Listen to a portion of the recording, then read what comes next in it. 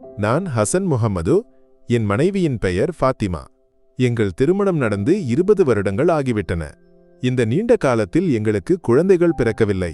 ஒரு ரகசியத்தை இதுவரை நான் யாரிடமும் பகிர்ந்ததில்லை. நான் தந்தையாக முடியாதவன் என்ற உண்மை. ஆனால் இந்த கதையின் மூலம் எங்கள் வாழ்க்கையின் ஒரு பயணத்தை பகிர்கிறேன். நான் என் பெற்றோரின் ஒரே மகன். என் தந்தை ஒரு அரசு அதிகாரியாக இருந்தார். நான் 12ஆம் வகுப்பில் படிக்கும்போது தந்தை இந்த உலகை விட்டு பிரிந்தார். தந்தையின் ஓய்வூதியமும் எங்கள் சொந்த வீடும் இருந்ததால் நானும் அம்மாவும் வாழ்க்கையை முன்னெடுத்துச் சென்றோம். படிப்பை முடித்து ஒரு நல்ல வேலை கிடைத்தபோது அம்மா என் திருமணத்திற்கு ஏற்பாடு செய்யத் தொடங்கினார். அப்படி எங்கள் தொலைதூர உறவினரான பாத்திமாவை அம்மா தேர்ந்தெடுத்தார். திருமணத்திற்கு பிறகு பாத்திமா எங்கள் வீட்டிற்கு வந்தார். திருமணத்திற்கு பிறகு பெரும்பாலான வீடுகளைப் போலவே அம்மா உடனடியாக ஒரு குழந்தையின் செய்தியை எதிர்பார்த்தார். மாதங்கள் கடந்து போக அம்மா பாத்திமாவிடம் இதை பற்றி கேட்கத் தொடங்கினார்.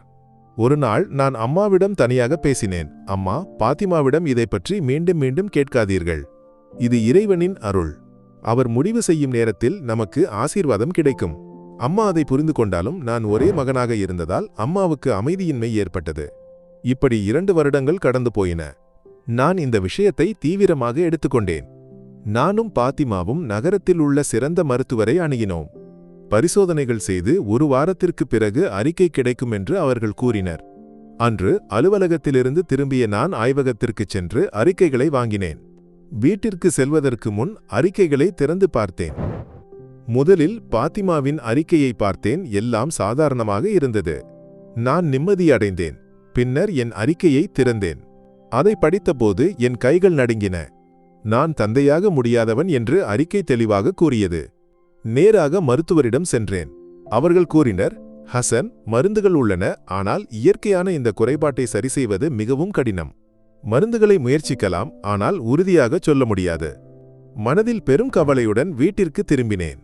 ஃபாத்திமா என் முகபாவனையைக் கண்டு ஏதோ அமைதியின்மையை உணர்ந்தார்.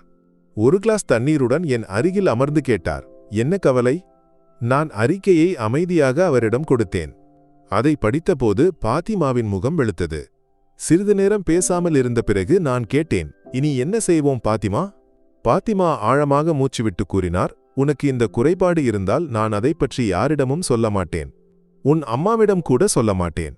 நான் தயங்கி தயங்கி கேட்டேன், உன்னால் குழந்தைகள் இல்லாமல் என்னுடன் வாழ முடியுமா பாத்திமா?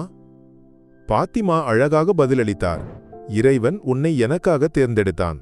உன் குறைபாடுகளுடன் உன்னை நான் ஏற்றுக்கொள்கிறேன். அன்று நாங்கள் ஒருவருக்கொருவர் வாக்குறுதி அளித்தோம். இந்த ரகசியத்தை எங்கள் இதயங்களில் மட்டும் வைத்திருப்போம். குர்ஆன் தம்பதிகளை ஒருவருக்கொருவர் ஆடையாக விவரிக்கிறது. ஆடை உடலை மறைக்கிறது, பலவீனங்களை மறைக்கிறது, அழகை அளிக்கிறது. அதுபோலவே தம்பதிகளும் ஒருவருக்கொருவர் ரகசியங்களை பாதுகாக்கிறார்கள், குறைபாடுகளை மறைக்கிறார்கள், ஆதரவாக இருக்கிறார்கள். ஒருவரின் குறைபாட்டை மற்றவர் உலகிற்கு முன் வெளிப்படுத்தாமல் அதை சரிசெய்ய முயற்சிக்கிறார். இதுதான் திருமணத்தின் அழகு. வருடங்கள் கடந்தன. நான் மருந்துகளை பயன்படுத்தினாலும் எங்களுக்கு குழந்தைகள் பிறக்கவில்லை. அம்மாவின் நடத்தை பாத்திமாவிடம் மாறியது. அவர்கள் பாத்திமாவை குழந்தையின்மைக்காக குற்றம் சாட்டினர். அம்மா, பாத்திமாவை இப்படி குறை கூறாதீர்கள், இது அவர்களின் தவறு இல்லை என்று நான் பலமுறை கூறினேன். ஆனால் அம்மா கவனிக்கவில்லை. ஃபாத்திமாவுக்கு இது பெரும் வலியாக இருந்தது. எல்லோரும் அவரிடம் கேட்டார்கள், நீ ஏன் மருத்துவ உதவி பெறவில்லை? ஏன் ஒரு மந்திரவாதியை பார்க்கவில்லை? என்னை யாரும் கவனிக்கவில்லை. என் குறைபாடு எனக்கு மட்டுமே தெரியும். ஃபாத்திமா பொறுமையாக எல்லாவற்றையும் தாங்கினார்.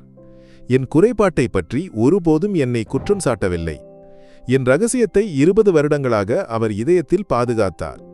அம்மா பலமுறை என்னிடம் 2வது திருமணம் பற்றி பேசினார்.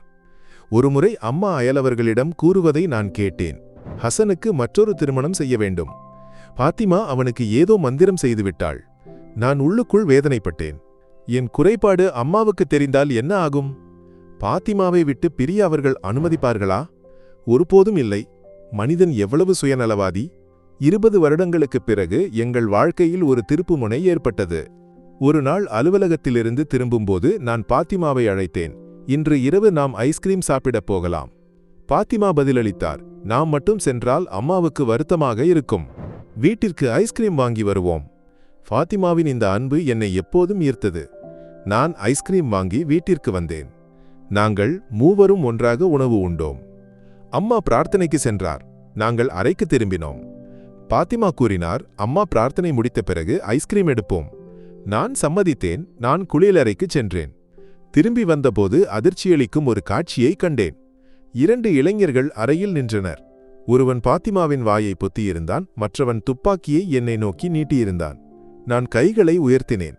கொள்ளையர்கள் வீட்டிற்குள் நுழைந்திருப்பது புரிந்தது. அவர்கள் பாத்திமாவின் வாயில் டேப் ஒட்டி கைகளை கட்டினர். பின்னர் என் வாயையும் கைகளையும் கட்டினர்.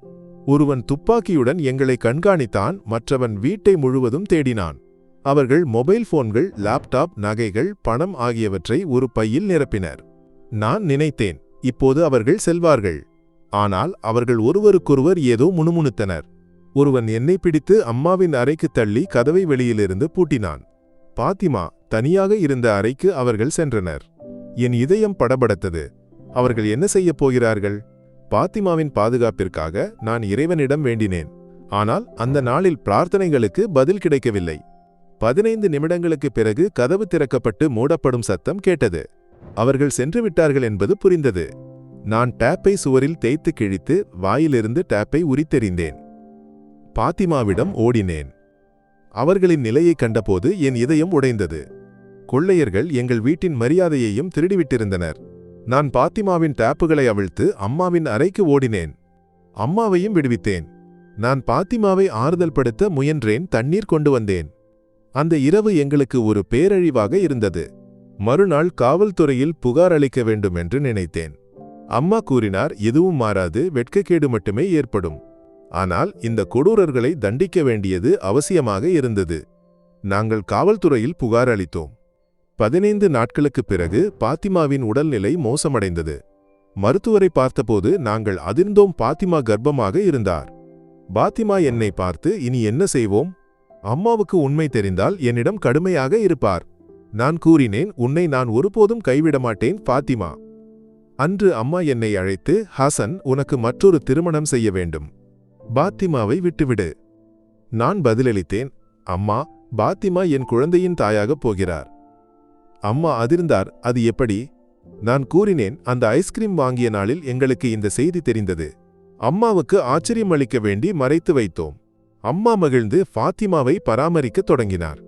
பின்னர் நான் ஃபாத்திமாவிடம் கூறினேன், உன்னிடம் நான் உண்மையை சொல்லவில்லை. ஐஸ்கிரீம் நாளுக்கு முன்பு கர்ப்பமில்லை. என் ரகசியத்தை 20 வருடங்களாக உன் இதயத்தில் பாதுகாத்ததைப் போல இனி உன் மரியாதையை என் வாழ்நாள் முழுவதும் பாதுகாப்பேன். பாத்திமா புன்னகைத்து என் தோளில் தலை சாய்த்தார்.